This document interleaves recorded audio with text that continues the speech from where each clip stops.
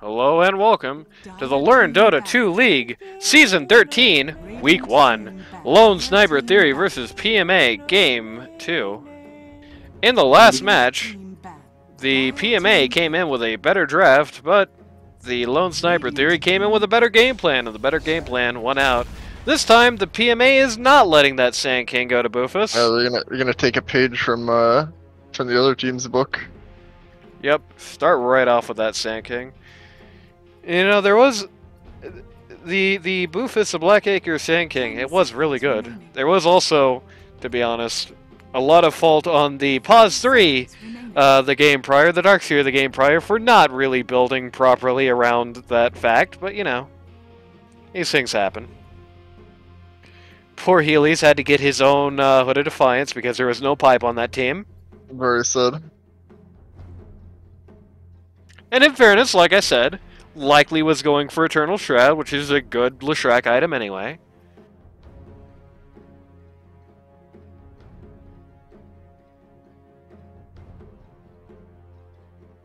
I would like to ask all the children at home to not read Moonriver's name. Coming in with a Tidehunter here. Running back the AA. Alright. Oh, the AA was good, and I was surprised to see it run again.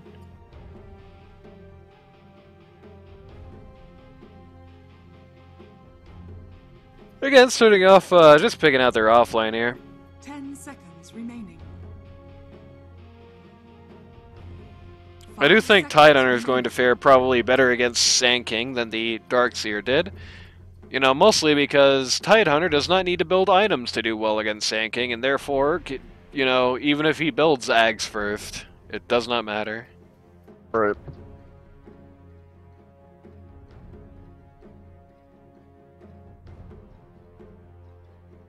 Dire team ban. Here's the Ogre Magi. Of course, every game.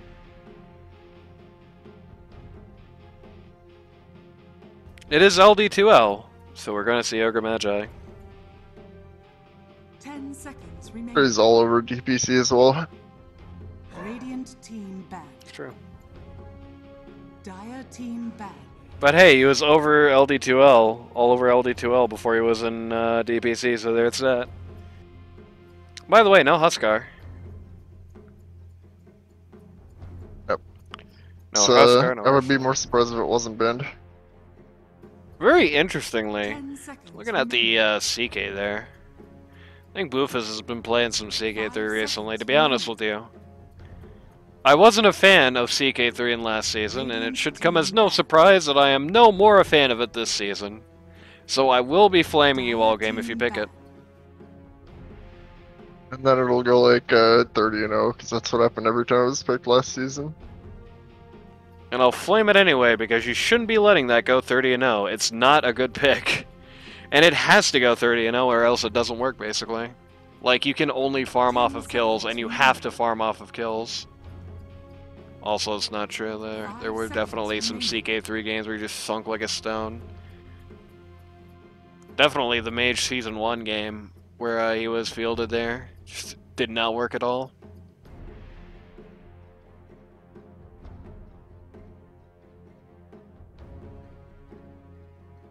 I think it's just because CK is in a weird spot. He can't really comfortably be a 1. So yeah, he's like in the place Faceless Void it was a few years ago. It's like he needs way too much money to be a 3, but he doesn't get enough results to be a 1, and he's not a 2. So what do you do with him? Apparently, the answer is send him 3 as like a bootleg 1. Yeah. 10 seconds remaining. For the most part, it seems like the only time I really see success on that is when you have like a load of armor break on the team. And even then, it's just like, whenever you're seeing that, it's still basically like, wouldn't you have rather just had a 1? Radiant team pick. Speaking of 1s, looks like the Lone Sniper Theory just banned 4 in a row, and techies. Yep. Again, just trying to put a lot of pressure on the Princess here. And let's just call a spade a spade. I think you could say in no uncertain terms. Last game it worked. Princess had to go on a comfort hero that was not good for the situation, and it just backfired immensely. Got an anti-mage here. It's a very brave pick at this point. 10 seconds remaining. Maybe sort of a dare to pick out a Medusa here, perhaps. No, pick the Medusa, see what happens. I think the AM's maybe just he wanted to play it. Is that going to be Slardar 1? No, I would assume Dusty Slardar. Okay, then what's the sinking? Mid. 10 seconds remaining. Oh, God. Sinking mid against a team with a Tidehunter and an anti-mage? You actually have to be kind of crazy to do that.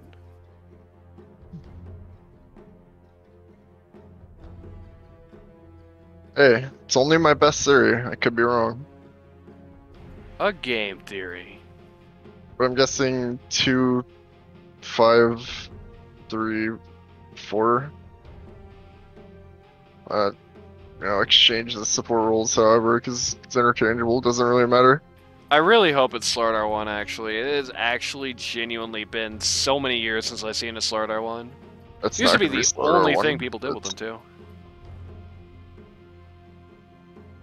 It's like a well-known Dusty hero, isn't it? It's true. But then so is Sand I guess that's true. And I mean, I guess, in fairness, it is Healy's mid. You never really know what Healy's mid is going to be doing. I do gotta question the wisdom of picking Witch Doctor into 4 characters that really screw him up. Stepford support. Yep. Whatever. Well, it's not a whatever here. If you're gonna pick a Stepford support, at least pick a Stepford support that has some utility in doing Stepford support things. I don't think Witch Doctor really is good as the Stepford support. Like, if your entire... like a walking heal and a bit of damage and a stun occasionally. Yeah, there's just so many better heroes for that, I feel like, in this position. Would you like me to name them all? Were the heroes that Bliss necessarily wanted to play? That's a good question. Does Bliss really want to play Witch Doctor against 4 people who are going to not care about Maledict, not care about his stun, and make sure his ult never happens? Probably not. Who knows? Especially that Grimstroke. There is no worse fate in this world than playing Witch Doctor against Grimstroke, because suddenly everybody is a Witch Doctor counter. And even if worst comes to worst, if you're not invis, or if you get revealed, then Grimstroke himself can just shut you up. Razor. Here comes a Razor. Razor's a decent answer to AM. I wouldn't say it's the best in the game, but it's there. It's an option. This Razor Slardar combo is going to have to go absolutely insane this game. I do actually think there's a lot of potential for it. But to call a spade, unless it, like, I'll just be frank enough to say, Lone Sniper Theory is going to have to mess up a lot for this Healy Sand King to mean anything. It is actually, like, it is going to be so irrelevant here. Why? Just because of the AM Tidehunter? Because of the AM, because of the Tidehunter, because AA is also somebody he wants nothing to do with. Prevents him from blinking, prevents him from escaping very effectively.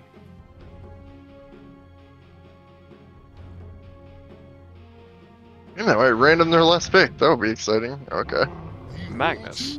And that's one more guy that Sand King wants absolutely nothing to do with. You know what's the absolute saddest thing in the entire world? When you don't get AA ulted, right? You're Sand King, you don't get AA ulted. You do your own ult. You blink in, and then Magnus kindly deposits you somewhere else while he's BKB'd. Yeah, always fun. Or just deposits you somewhere else, eats your ult, and just doesn't care. An equal Gonna be an interesting one. always like to see two melee mids against each other. Yep.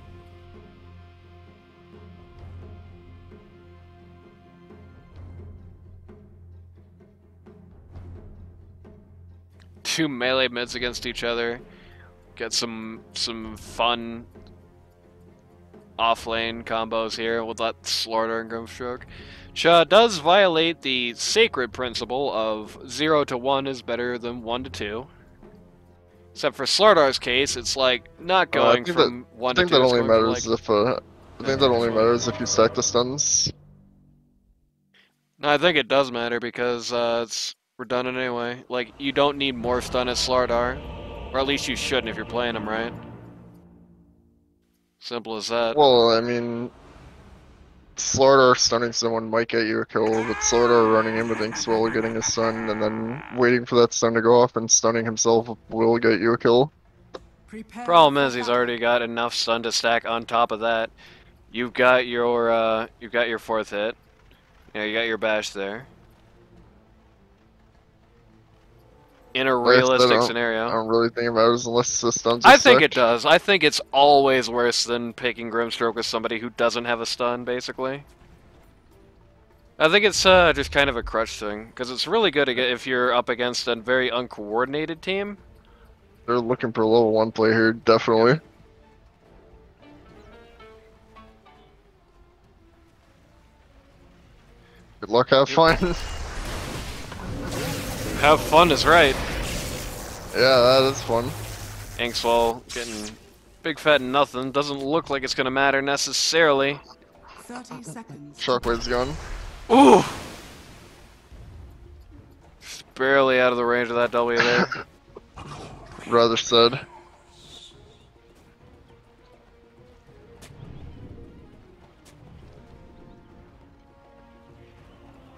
Biggest issue though that I have with the stun on top of the stun with the Inkswell is that with a skill like Inkswell, in practicality, if the safe lane you're going up against, you know, has their heads on straight, and they not always necessarily have that, but if they have their heads on straight, then you're going to need your own stun to set up for the Inkswell stun. You should not usually, you know, without a reliable source of slow, which is really the better use of Inkswell, I think, is when you've got guys who have a really good slow, but not a stun necessarily, right?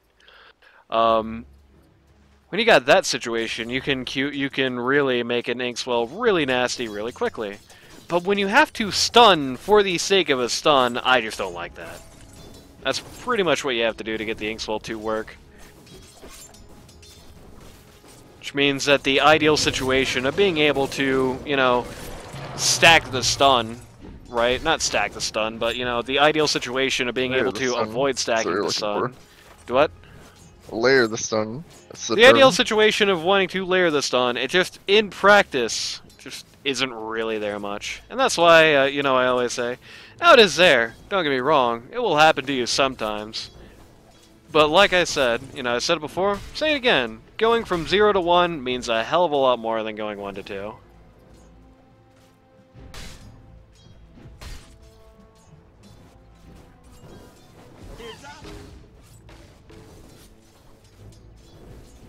Get some wacky support trading, always fun.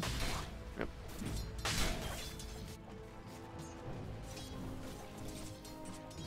Gonna be especially hard against this particular lane. Witch Doctor is going to be able to keep that held back for a while at least, and Anti-Mage, of course, is going to have his blink. You know, Grimstroke has the silence. It's going to be very annoying to both of them in the middle of the game, but until then, you know, what's it really going to do? And we missed first blood. I'm getting kicked off the desk. Just run him down, probably. Yeah. Yep, just run him right over. I can tell you this, the upside in this lane for Razor is better than it was for Weaver, and the lane did go well for Weaver, so statistically this lane should go great for Razor.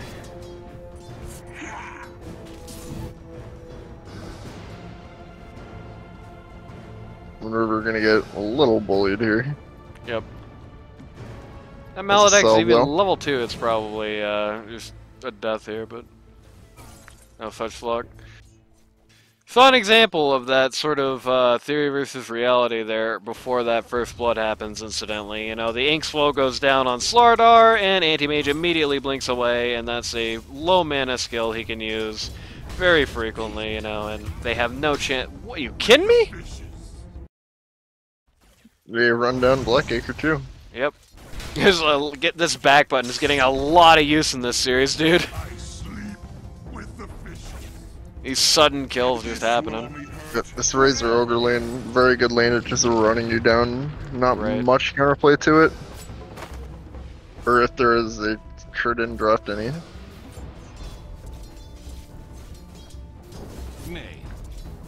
Only downside of this is you've missed every kill in this game.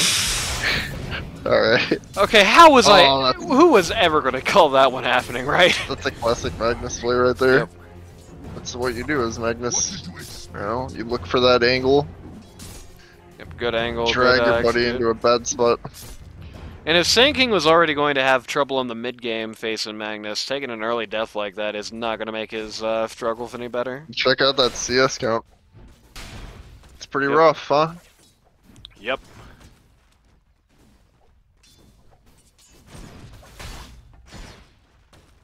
Well, I'm a guessing man. I'm guessing Sand King was probably not picked to be 2, and just ended up being Flexer somewhere along the way. I think in this case, you probably just want to eat the big plate of poo-poo. Just send him 3. Figure out something else to do mid. Because, buddy boy, so far, this ain't working. This is probably a worse reality. Witch Doctor goes down to a neutral creep. Okay. That could have been big if Slaughter had mana for Sun, but...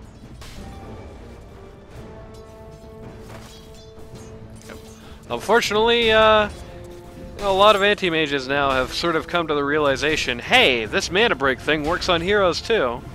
I've noticed it's been happening a lot more off-lane against anti-mage of people sort of being very aggressive with early levels of mana break to just try and get your pool as low as humanly possible, Chris. Very likely just been doing that there. Chris, who heckin' loves Peru. And who does not like it when I say he heckin' loves Peru. But, he's still sponsored by Peru, so he's still getting it.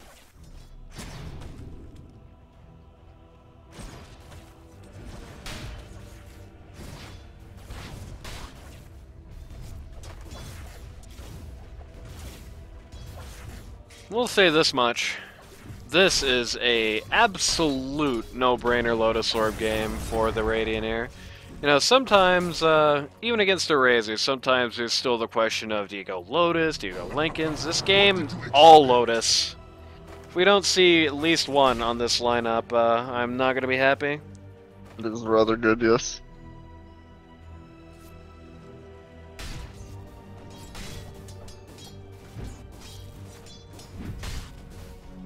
Start getting some good harass on the side here.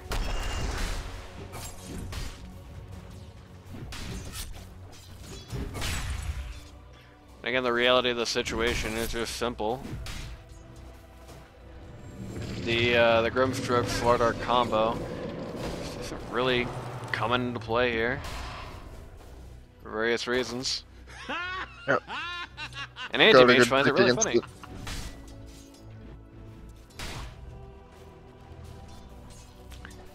I don't know, I feel like having both laned against and with combos like it just really does work less than you'd think. Slardar is going to run over the Witch Doctor on his own, so there is that at least. If nothing else, Slardar alone is still a pretty fearsome offlaner, even if Grimstroke isn't really able to contribute much to this lane. Yep. Slardar alone can still do a lot, especially on a Slardar expert. Also, still, you know, still missing kills left and right because we're still getting multiple fights happening in multiple lanes at the same time. And of course, Grim isn't one of those supports that just peters off after lane phase. He contributes well into the mid game, so. Yeah, it's no, story's not over for the Moon River. Yeah. Story's not over for the Moon River.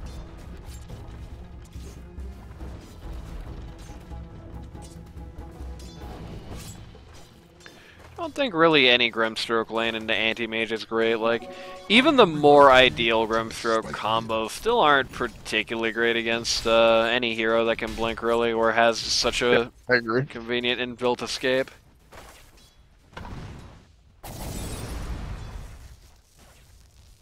Iceman currently really dominant on the last hit chart right now. Yeah. Sand King only in the last couple of minutes has he been even able to sort of come back at all, and he's still at about half of Magnus's last hits. It wasn't as awful looking as it was about 5 minutes ago, but Right. It's still 30 to 60. yeah. It's down 9 denies. If you look at that net worth chart, he's As down opposed over to, like, 1,000 20 gold. 25 to 3 or whatever it was. He's down over 1,000 gold. He is down over an entire level.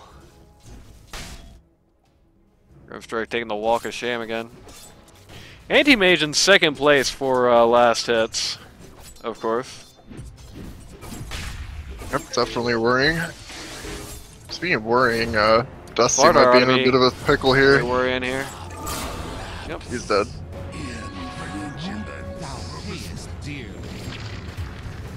And we missed a kill on Shockwave here on top. Just seems to be the same story. Just got run over by Razor here. These are actually out of mana.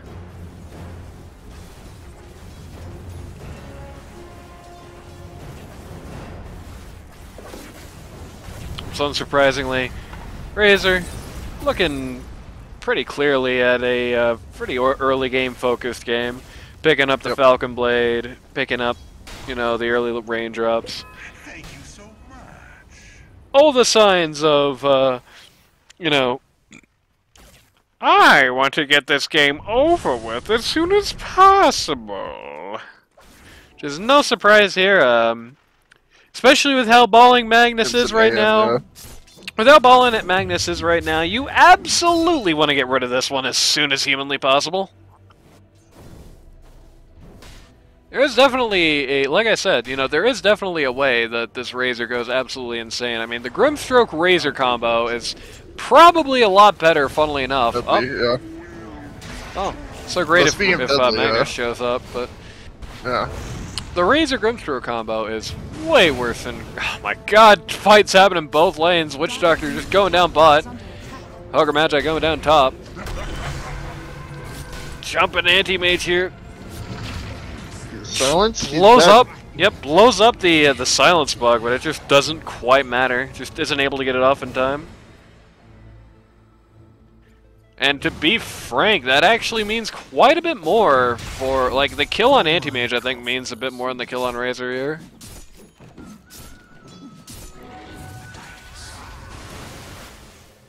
Razor at this point going to be in a much better, you know, has gotten himself some kills in his parity with last hits, which means that this is closer to equalizing than it is sending him back. B, Razor at this point probably is going to, you know, for a while, be able to farm up faster than the Anti-Mage. Of course that will change, and probably not long from now, but...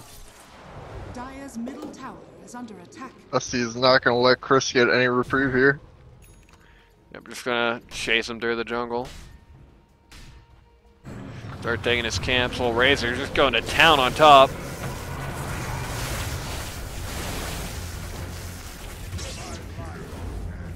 Ooh. You want to talk about a good Grimstroke combo? How about somebody who runs 1,000,000 miles per hour, it slows you, and if only just missing that stun in his kit, like that's a really strong combo. And when you start talking about, oh, and also Grimstroke can ult. Oh, Iceman is now playing Dota 2, funnily enough. Oh, and Iceman can ult. Not Iceman. Grimstroke can ult. And, you know, now Razor can link 2 different people at once. Ouch.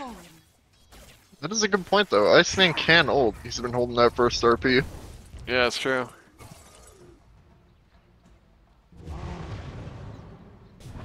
See what he ultimately decides to use it on. Jungle creeps.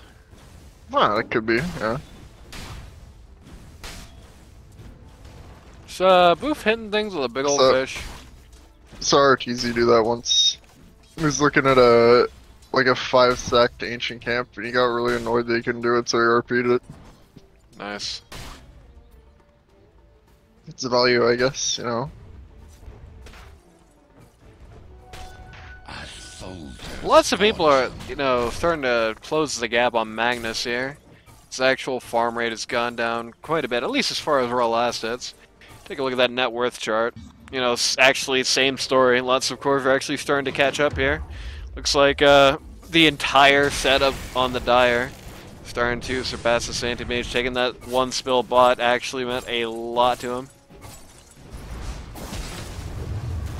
Shark roll coming out. Looking at Moon River, but doesn't actually get him, and first real epicenter of the game just eats the Witch Doctor in response.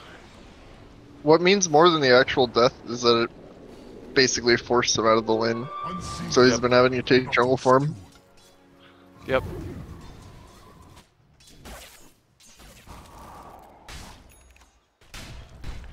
Taking it I know that'll happen to you. Like, as a one player, I can tell you that there's nothing quite as shitty as, you know, the moment in a lane where you just die to something stupid, or like a rotation or something, and you're like, okay, well, I guess I just can't be here anymore. Yep. Dusty just taking the opportunity to be just as much of a bully as possible. Just try to occupy this jungle in perpetuity. Helped by Moon River. Oh, this might start getting bad for them really quick. Iceman's here. Yep, Iceman just charging right in. Dusty is dead. Very short time. Radiant's middle tower is under attack. Anti-Mage trying to do this ancient camp up here. He's just been doing these camps really slowly, taking a lot of damage for him. I think that's space if you're Dusty, because you just got 4 people to respond to you, and your cores are, you know, off with a little bit of gas off them. Right. And Anti-Mage could come back in. Anti-Mage could come back in and reestablish superiority in this jungle here, but he was away during that time, so no such luck. He's only just starting to move into it now, and Dusty's back. And guess right where he's going. Yep, right back in. Gonna make him a menace. Take out this T1 as bot as well, just make sure there's no funny rotations. Oh, Tide Hunter is gonna have a little bit to say about this. He's one of those guys that Slardar is not very good at just beating up. Multiple factors there, just do not bode well for him in the attempt. He's going to try and cut the wave, while Sand King just randomly eats the AA here at mid. Another dropped epi. Yeah, I believe so. I believe we just dropped the epi right onto AA. Starter coming in. Ooh. He's still got his first RP of the game.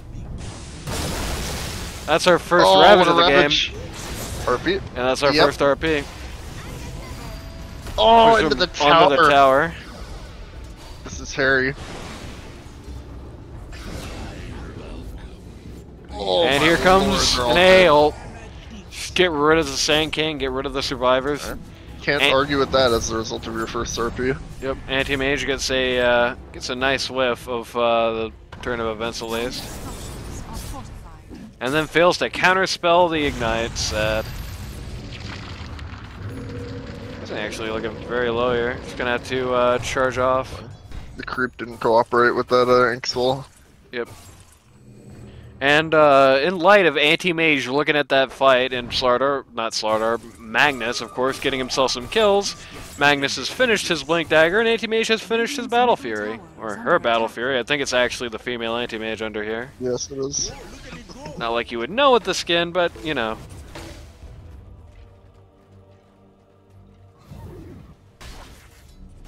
The armor that for some reason did not show up when I looked at the actual skins. Yeah, that's true. It's classic Dota spaghetti code. Dire's top tower is under attack. I think I tied Ags before Blink. Yeah, looks like it.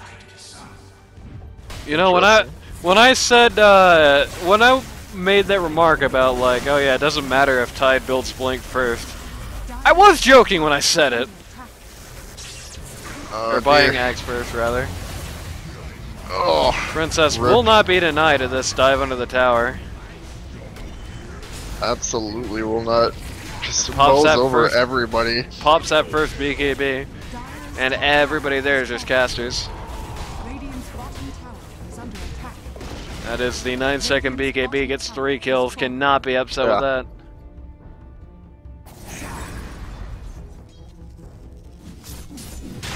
And they're gonna smoke right into another play here. Right into Iceman. Right into Iceman indeed. Dusty. Thank good, brother. What's this? Oh, he's right there. But because the popped trees are resist. gone, they actually saw what's coming. They playing bait with Princess here? Could be. Definitely attempting to. I'm gonna play ult with Princess here. Okay, OP. Got an epicenter to follow. Unfortunately for Tidehunter, there are some things in this game that the Kraken Shell does not get rid of, and that Grimstroke Silence is one of them. Oh boy. Which Doctor getting run over in the middle of that. Big kill on Iceman. Let's see who officially got it. Razor got it too. It's exactly you want to see it on. Maybe if they had the level 2 AA ulti or level 3, that would have gone a lot better. Because I think Princess would have died. Right. But Radiant's middle it's tower definitely a is sick under playing attack. concept by Or Iceman. at the even very if it didn't least, work out. if Boofus was able to get the ult off there, he was able to get the Ravage off there, I think that's like basically a wipe, but the Grimstroke Silence is just, you know, something he cannot deal with. What did Anti-Mage just ult exactly? Oh, Ogre Magi at full mana, okay. Radiant's middle tower has fallen. Beat him And, up but here. at least he gets the funny counter ignites, there is that. Hopefully just casually dropping a kill right into Anti-Mage's lap at a point in the game like this is probably not ideal, even if it is just a support. And AA got it, but you know. I'm very deep there for, you know, some vision that doesn't even stay. Or perhaps didn't even get established to begin with.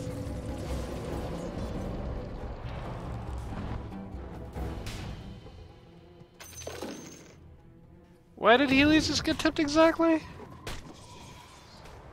So, He zoned someone apparently. Witch Doctor, presumably. But, like, what happened? Healy's. Healy's, for God's sake, man. He doesn't need that. Oh my god, Anti-Mage just stole it. Who's that good on this team? Nobody. Anti-Mage. It's not in my nature. It's okay on Anti-Mage. It's never like your game-changing jungle item. It's just like I guess that's fine. true. Compared to the rest of the stuff in the stash, though, it's looking pretty good. Especially in a game where you're still down. Listen. Good, yep. Okay, RP. Just a very, Oh my god. Dire's top tower a And very, they're I both don't, dead before the AA ult can even hit. definitely thinking about using the Tidehunter ult more as their more traditional, like, big team fight ult. Definitely using the RP more for picks, which is, I think, a Yep. solid strategy here. It's the collapse special, as they call it.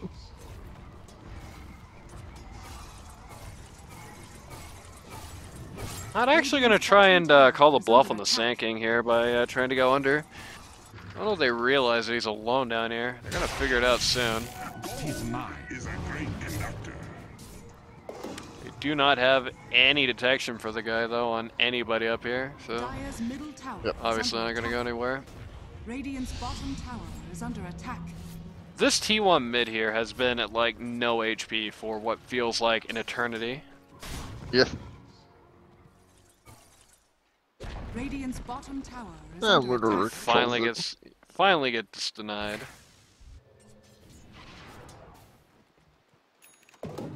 Made such an affair out of getting that tower. Magnus closing in on that BKB. It's definitely going to be a big purchase this game. Anti-Mage has finished the entire Manta during, since the last time we really looked at his inventory. Now he's looking at his Scotty. Nothing too crazy, creative, original in this build, but certainly hard to argue with it. Yep. I like how unintentionally the coconut sad. still gets a stun anyway. Yeah, that doesn't destroy it. Whoops. Sorry then. Didn't mean to do that. I was just trying to get out of the way. See the Slardar, I know he's there. Oh, they do. Got the shockwave, got him in. Okay. Coconut on him, Maledict on him. Iceman is Mr. Pix. He is playing this very collapse-like. Yep. Anti-Mage coming in to clean up the mess there, while Shockwave getting picked off nearby. I must say, it feels like AA's impact this game is considerably less than it was the first game, for reasons I don't really understand. Just seems like there's just something about the way, perhaps both teams are positioning. Maybe it's just at this the dire lineup that the Princess. And now we wait. Wait a minute. I got my Nando's delivery. A Princess got his Nando's delivery, actually. LimeWire is bad for your computer. Yeah. Were.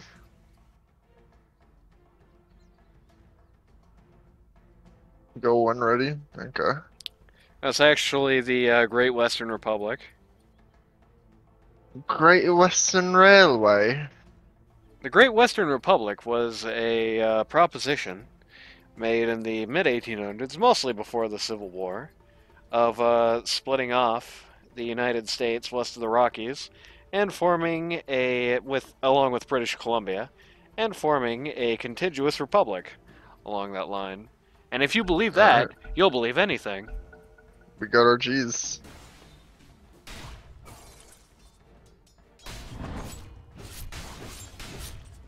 See, the nice history lie is when you give, enough half-truths in that. Got a smoke play. Almost sounds like it could be right. And Witch Doctor, of Bliss. course, going to tank the gank. Yep. Gank officially tanked. Accomplishes absolutely nothing else, unfortunately, for the smoking side. Happy with that if I'm Witch Doctor. Yep, for sure. Dire's top tower is under attack.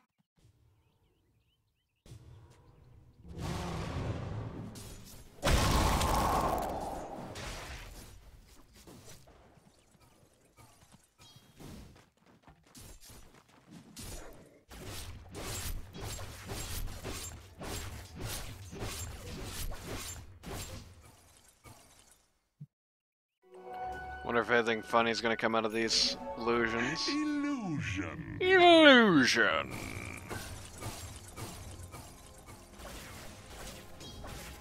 Dire's bottom tower. Razor's got himself a nice BKB and refresher here. Looking at his own Scotty next. Oh, that is quite the scary amount of farm he has. Yep. Radiant's top tower. Only one downside. So long as we assume a Lotus Orb is coming someday on old Blackacre here. I do feel like the 13k on Anti-Mage is scarier than the 14k on Razor.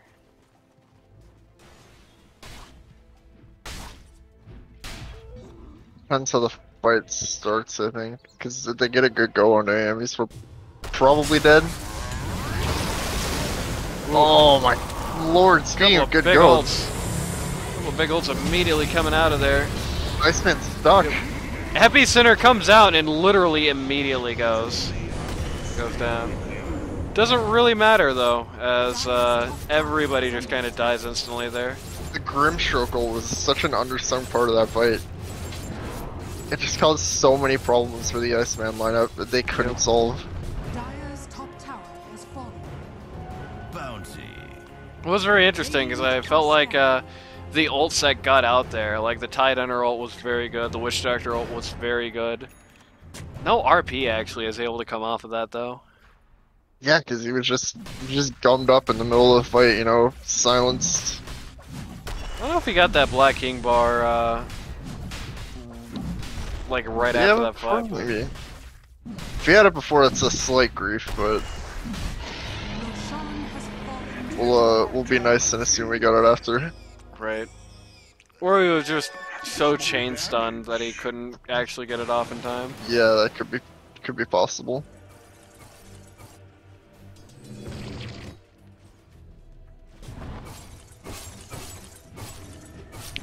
That was a good example, though, of what I was talking about earlier. About how, you know, this lineup needs to go crazy with a Razor, Slardar, Grimstroke triangle here. Right? The Grimstroke ults, the Slardar stuns and clouds and all that, right? They definitely have the capability of doing that. Especially with the upgraded Slytherin's Crush there, the shard on Slardar, which is going to make it a lot easier for them to get massive damage done. Because they're not really looking at the Ags at the very least, not yet. Anti-Mage, I think, keeps getting a little bluffed by the Sand King. Like, seems like whenever Sand King shows up to Anti-Mage's doorstep, he always is kind of assuming it's a lot of guys, when in reality it's oftentimes just kind of him.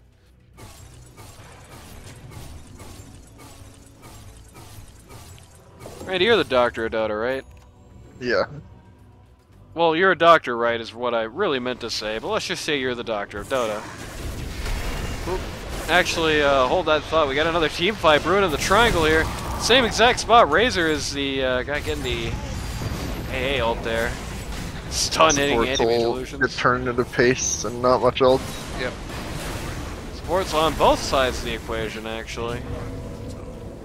Really want to get anti-mage there, but not finding it easy. Anti-mage definitely has been slippery for a very long time. And he has BKB, so he'll be even slipperier, perhaps. There was a time in this match when Anti-Mage was sitting on 1-1-1 score, now he's 4-1-2. Yep. Again, going all in on some Anti-Mage illusions. That Manta style is really having a profound effect. You can really see, just from even how they respond to his illusions, Anti-Mage is definitely having a, or her illusions, I guess. Anti-Mage having a very profound effect on that psyche there. Yep.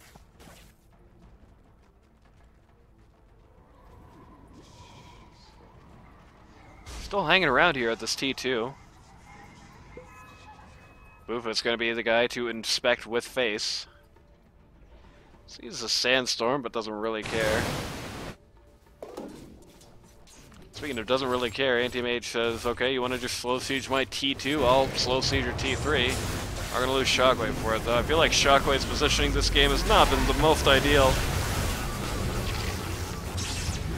To be honest with you, I think it would have actually been definitely excusable for Titan to just casually drop ult there. Yep. Save his own bacon. Radiant's middle tower is under attack. Anti-Mage is going to take a T... Again, though! The guy is just so afraid of the Sand King. I really don't understand it, to be honest with you. So instead of a T3 for a T2, which he could have easily got if he just, you know, stood there, ate the offense with his face on the Sand King, he gets most of a T3 for a T2, and, you know, part of a T1 as well, but that's still not a very fair trade.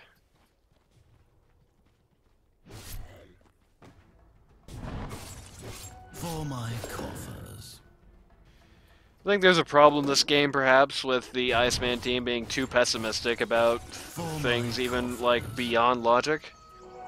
Like, you know, Anti-Mage running away from the Sand King, thinking there's people behind him, even though there are 4 on the map at a given moment for him. Like, it's like a comm line issue, I think, perhaps, partially.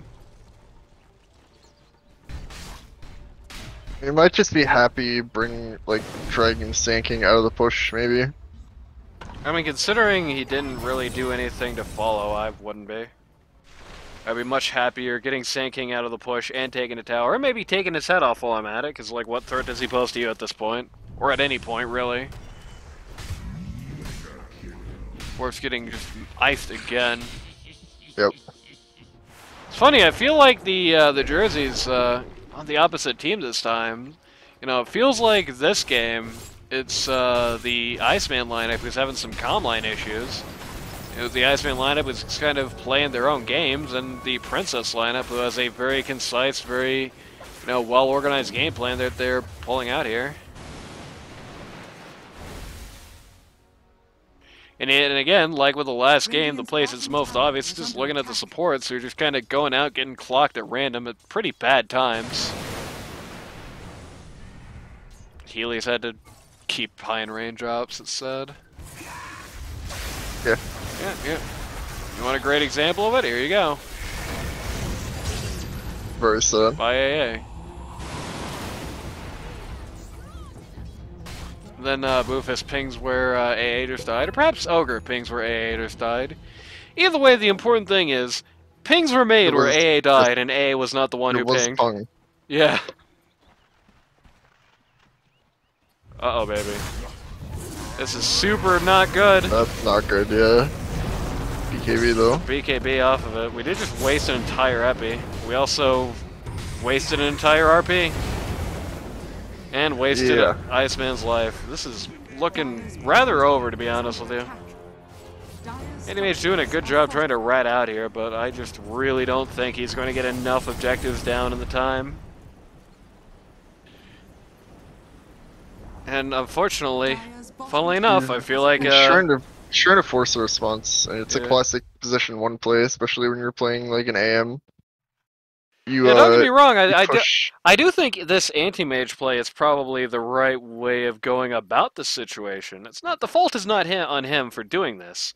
The only problem is he just can't do it fast enough. He just can't do it fast enough, and his team is bleeding out so hard in the back line, yeah. I feel like the 3 and under club, who looked really good in that last game, really fell apart here. It's just, it feels like all AA does is just die. All Witch Doctor does is just die. And all Tidehunter does is die. This build's not great. He is going for the Lotus, it's good. They desperately need that thing, but... You can see it happening here. Slardar gets to dive T4, is looking for Witch Doctor. You've got Boofus with no Blink Dagger, just sitting here wishing he could go in and ult that, but he can't.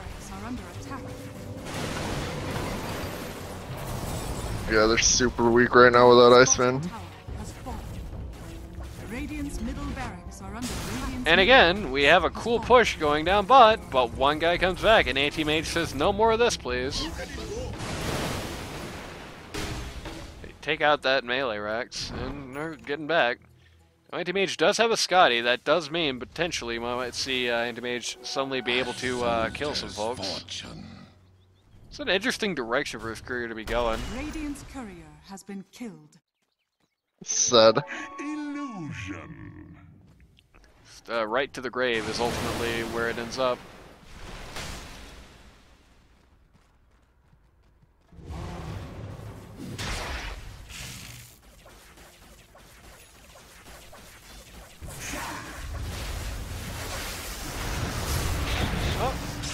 Oh, okay. Almost a baiting play out there by the AA this time. Lotus Orb is revealed. Good Lotus Orb usage, but unfortunately... The only one who's baited is Black Anchor there. Yeah, it was a good Lotus Orb, and it was a decent Ravage, but the only problem is that there was one person that really needed to get in Razor, but the BKB was still up. Yep. Radiant's middle barracks has fallen. Dire's courier has been killed. Dire's top tower is under attack.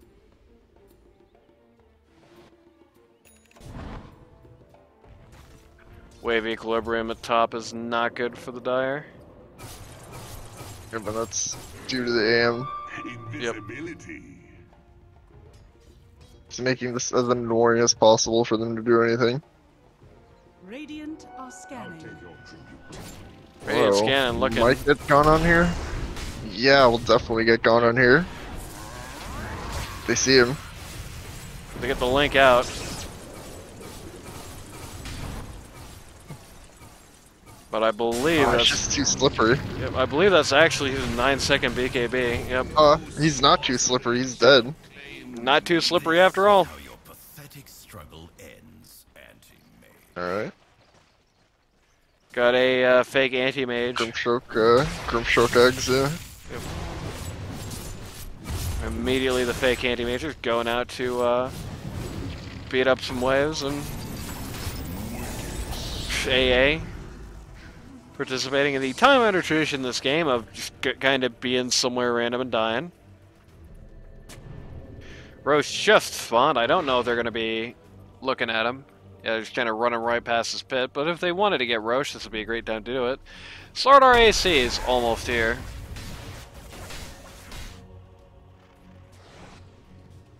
It's so interesting. This is such an inversion of the last game. It feels like it's exactly the same set of upsides and problems on the opposite teams. It's kind of a rare situation, I feel like. Like such a mirror match. Dire's bottom tower is under attack. Blackacre has now joined the Radiant's top split tower pushing is club. under attack. Yep, always fun. AM's dead, so someone has to keep it going.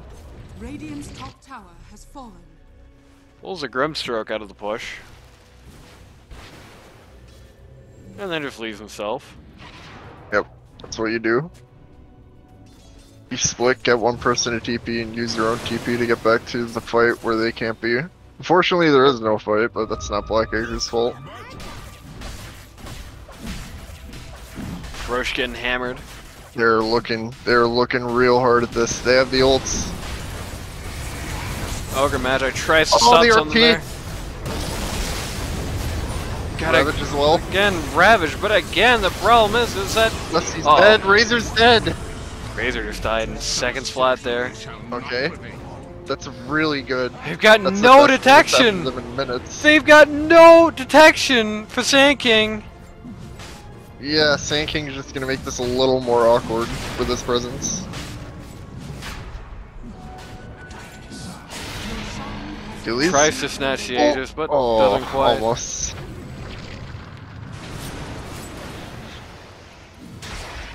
Again, they just can't find him. Lads, please, buy detection.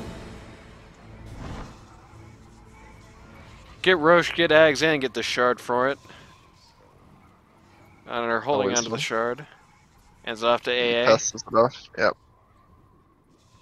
Pretty decent shard. Well, as they say, out of the turns table, it was a very ambitious Roche, and ultimately, finally, everything kind of came together for this lineup to do something about it. BKB Yeah, they on Razor responded to that starting to Roshan get, super quickly. BKB on Razor is starting to get pretty small, and that was a 9 on Sand King. And as that BKB starts to wane, I think so too. Their main hopes to win this game. Dire's middle tower is under attack.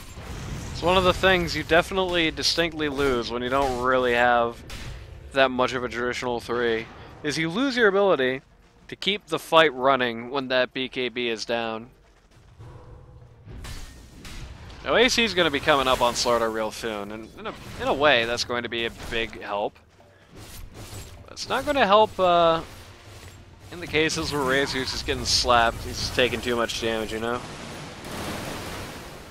A lot of people sort of identify that with the early game. The reality of the situation is, nope, that's a forever issue. Yep. And Sand King got here, but again, we do have detection for him this time at least. Good desperation ult by the AA there. Instantly forces out BKB. Put the AC out on Slardar now, he's so hard to kill. Oh my lord. Anti-Mage, Aegis down. Magnus is dealing with the causing a lot Razor's of own problems, world, but also has a lot of Radiant's problems. bottom tower is under attack. And now the turns retable. Yeah. So we're back to the original situation now. Yep.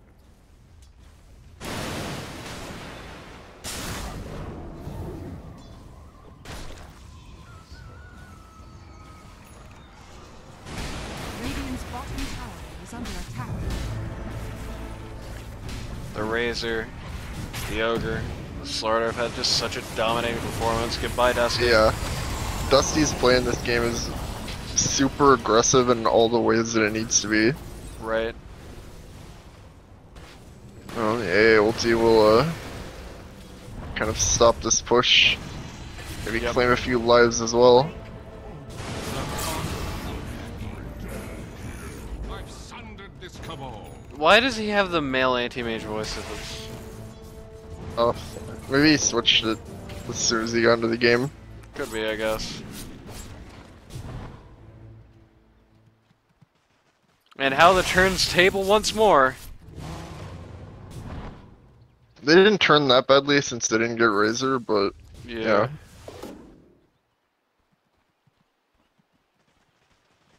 It is something. It's definitely something. Compared to the last fight, Slardar sure went down a lot faster there. Yes.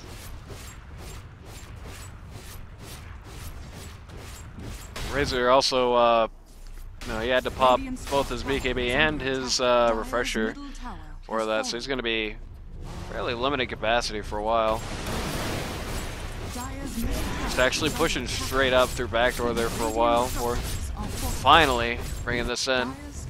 They lift for the Sand King, but Healy's will pull Iceman. I actually think Iceman should have probably stayed up Yeah, there. Like, right. Okay, BKB. actually, that happens.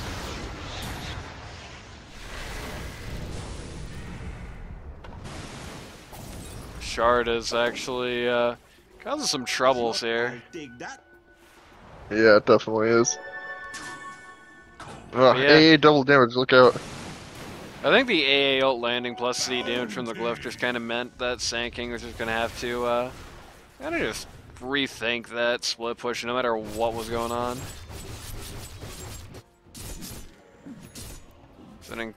Sending the Magnus down there for it, probably not the most ideal solution.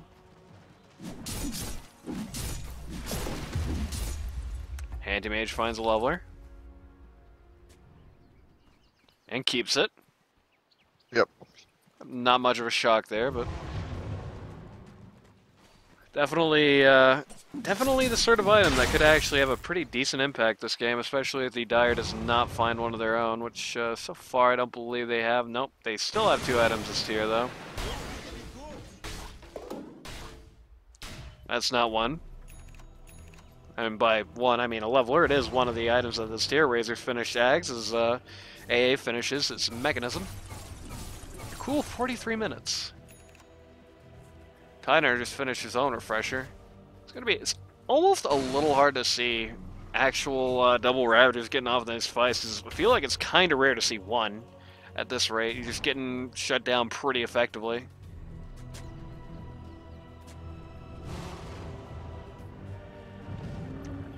Perhaps the ability to double the Lotus Orb might change that. And Penna Edge 4 comes out. That is very good. Especially on the Razor. Venta Edge Sword on Razor is all kinds of nasty. Remember, kids, he is technically a melee hero. Yes. Which means you can buy Battle Fury on Razor. Yep. Nobody ever does that, though, because that's weird. Yeah. I don't even know how good it would be. It just feels wrong, you know? Like, It feels like it actually would be pretty solid. 'Cause, you know, it feels unnatural to do that. You'd be able to steal damage and then just start cleaving it. Anti-Mage is finished up his Abyssal Blade here. He is basically like dipping a pickle scary. in chocolate, you know? Right. Anti-Mage basically is, at this point, as scary as he's ever going to be. He is shy of his Ag Shard and Moon Shard, but...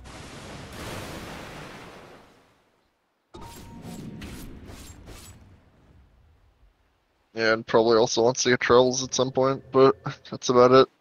Looks like we're going to base race here. Yeah, they're not pulling the Sand King out, for sure. Yeah, they thought about it for a second, but they actually canceled the TP. Radiant's bottom tower has fallen. Radiant's bottom Bam's taking the bite. Besides, he wants part of this after all. Not hard to imagine Harping on why. the MVPs. Yep.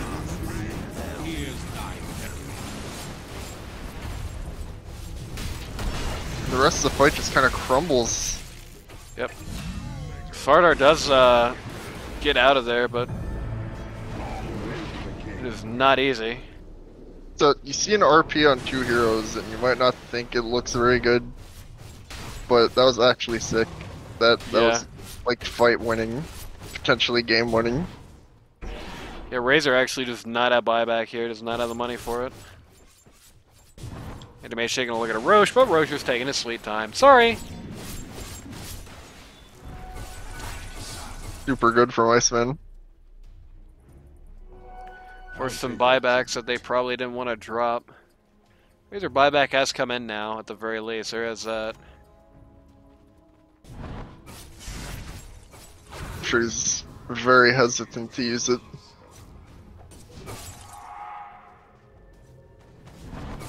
Dire's middle tower. How long can he keep that hesitation up?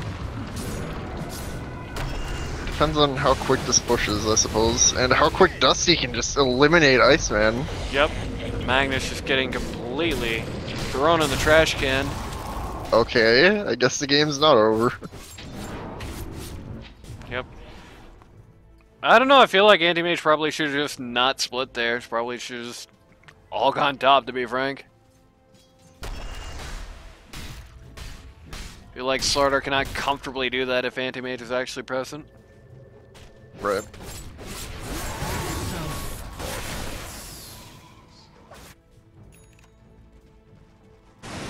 Lincoln's coming up on the Magnus here. Fortunately, he had to buy back in the last fight, so he's going to be out forever.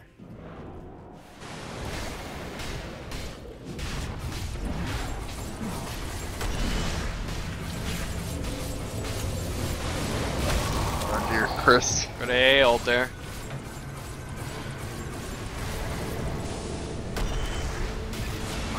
Grimstroke gone.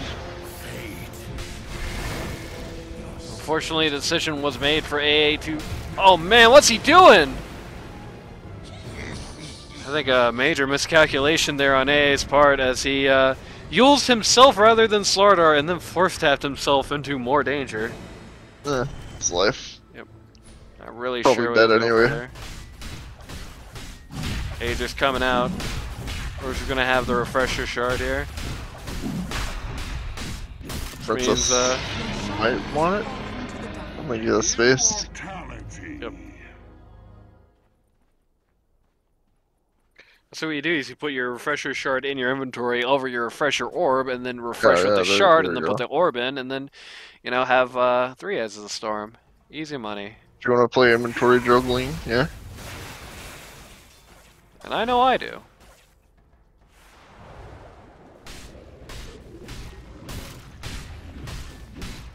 Slardar, of course, currently holding on to the refresher shard.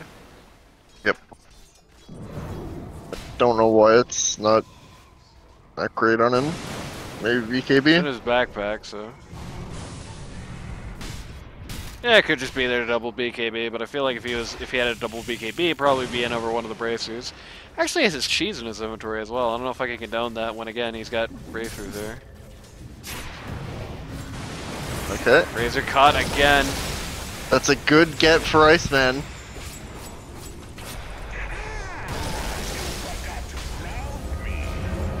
Lucky First causing kill so out. much trouble in the back lines. Yep. This team is like a well-oiled machine right now. You have the attempt in the back line to try and get an epi going, but Anti-Matrix cancels it by canceling Sand King's subscription to life. She's going out on Slardar, only delays the inevitable. Razor does escape, but only by just the thinnest margins.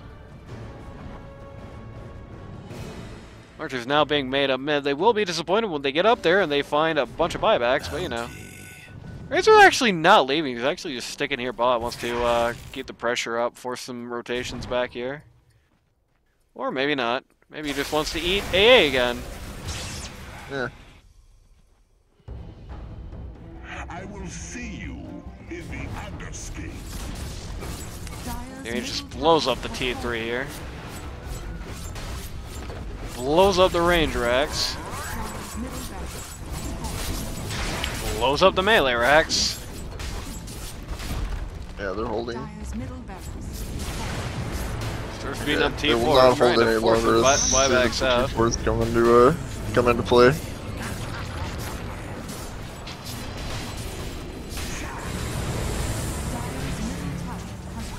Okay. That's a start.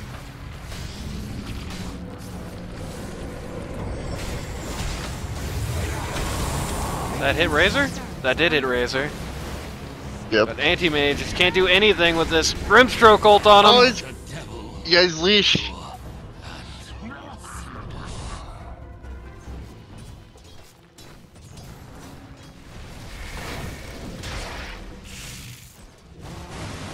Every time it seems like it's just over. Every single time there's just one more turnaround. It is absolutely insane how this game is going. It's quite the game.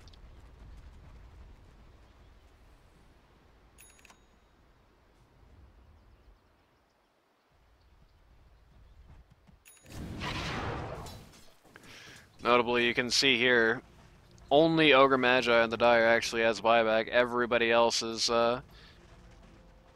unable to do so. Yep.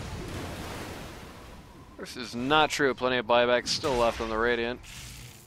Hello, Princess. His only obstacle is money, so. Anti-Mage is back. Oh no, I think Magnus just got his Blink Dagger canceled at an awkward time and it baited Anti-Mage into buying back. That's so sad.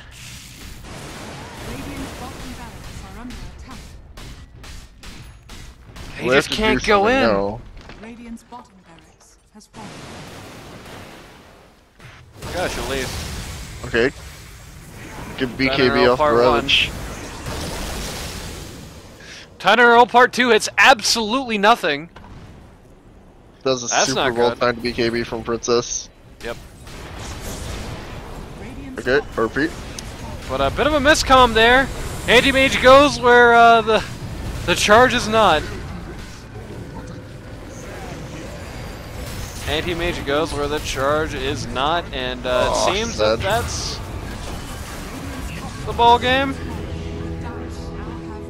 Yep. Iceman calls the G's, and that's it, baby. A 1-1 series. And it's funny because I do think they recovered towards the middle part of the game, but it all ends on once again what has to be one of the more dire miscues that we've seen in a while.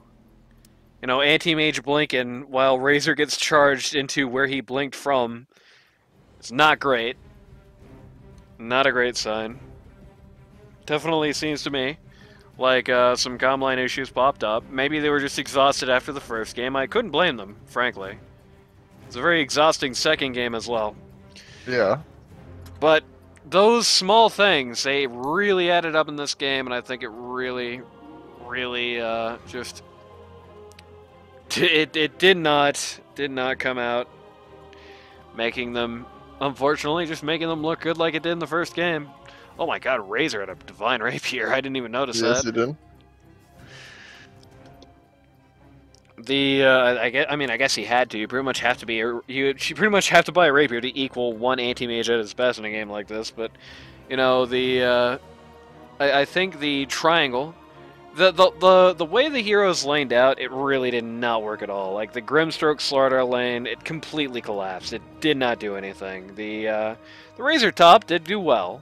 The Sand King mid did nothing. And he really, unfortunately for him, just wasn't able to do anything in the game except for have a profound, unexplainable impact on Anti-Mage's psyche that whenever he would show up, Anti-Mage, whether it made sense to do so or not, would always be. Still not really sure exactly what he was afraid of, especially when it would often be like, Sand King is here, 4 are visible on map. What would he think those are illusions, maybe? Hard to say. I don't know. Still,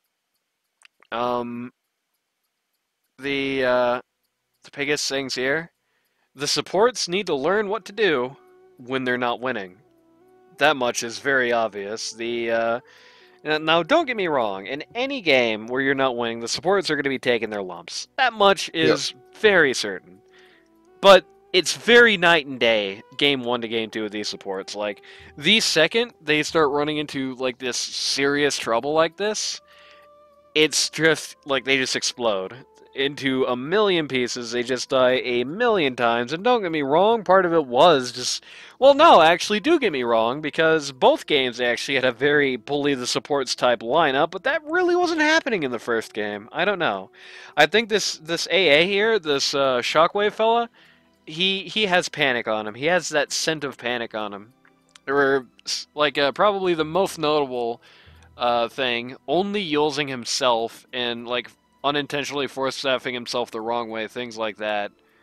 You know, that's definitely some panic-type plays. You know, sometimes just the way he would just kind of wander around places and just get slapped just kind of implies panic-type plays. And when he keeps himself together, when the mentality is there, when he's tight, when he's saying, okay, I can do this, breathe in, breathe out, you know, get the ults out and all that, right? He does definitely have an impact. When he gets an AA ult off, the AA ult off that gets off, it's pretty much always good. There were a lot of really good AA ults that game. They didn't really have the alpha to follow up on them, it felt like, most of the time, but the very least, the base core principle is there. Yep. But it seemed like every time he was in a vague bit of trouble, or he would just get smashed, and a lot of times he would just kind of put himself there. Kind of had a lot of panic. And then Witch Doctor's just Witch Doctor in a game where it's not going to be Witch Doctor, and he just gets completely destroyed. You know, it's like I said, this is why I'm not a fan of the Witch Doctor as a Stepford support, because he really, like, if you want a support who is literally just there to just place wards down and just carry the support items, and I do feel like there's definitely better. Especially when it felt like there was almost a shortage of these support items going around. Like, how many times did Sand King just, you know, get away from a fight just because he wasn't revealed for no reason, you know? Yep. On the other hand, I do feel like it was a very good display of Princess in that pause one sort of role. It was a very... There we go. Took a minute for the push to talk to register there. It wasn't not working, it wasn't letting go. I wonder how long that's been the case. Anyway.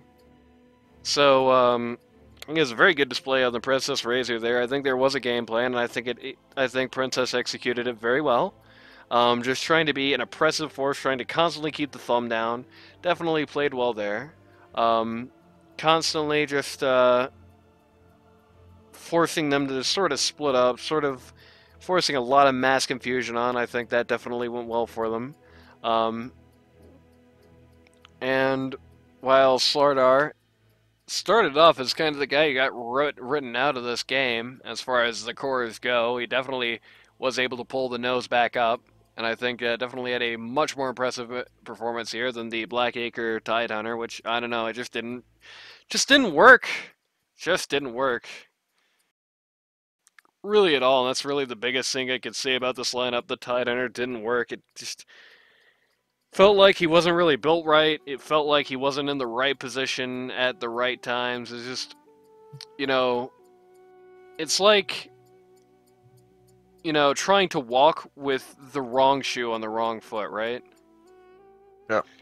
Yeah, that's kind of what watching this Tidehunter was like this game. It's just kind of like watching somebody do that. I don't know. Didn't work. Sand King was great, but this wasn't quite so great. Anyway, that's it for this series. A very interesting, very fascinating series. I do think most of the analysis from Game 1 still applies, even if it didn't quite go so well this time. Though that calm line issue, that, like, you know, that end of the game charge, that definitely needs to be looked at. But yeah, I do think the analysis from Game 1 still applies, though. You know, I do think there's some interest there in the Game 2 as well.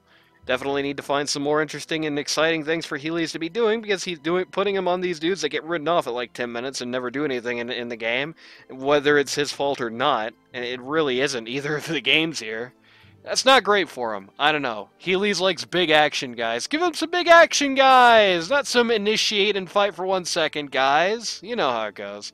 Anyway, if you or somebody you know Wants to learn Dota 2 at a casual or more competitive level? Go to ld2l.gg to sign up today. Stand-ins are everywhere this season. I believe this is the only series where there wasn't at least one in this first week.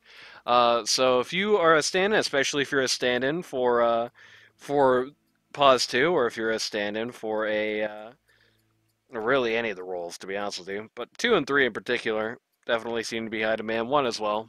So just your cores in general. Always room for you. And today's sponsor is Shoney's. If you want some weird, kind of gross food, head on down to Shoney's. It's a little bit like the really cheap stuff from the grocery store you ate as a kid, except served to you on a platter. Hell yeah. What's your favorite item at the Shoney's, Randy? I've never been to a Shoney's in my life. Not a very good sponsor, then, are you? Yeah, I never even finished. Okay, Randy, you're a doctor, right? yeah, I'm a doctor. As a doctor, do you condone the eating of Shoney's? No. What will happen to you if you eat Shoney's? You die instantly. All right, sponsored by Shoney's.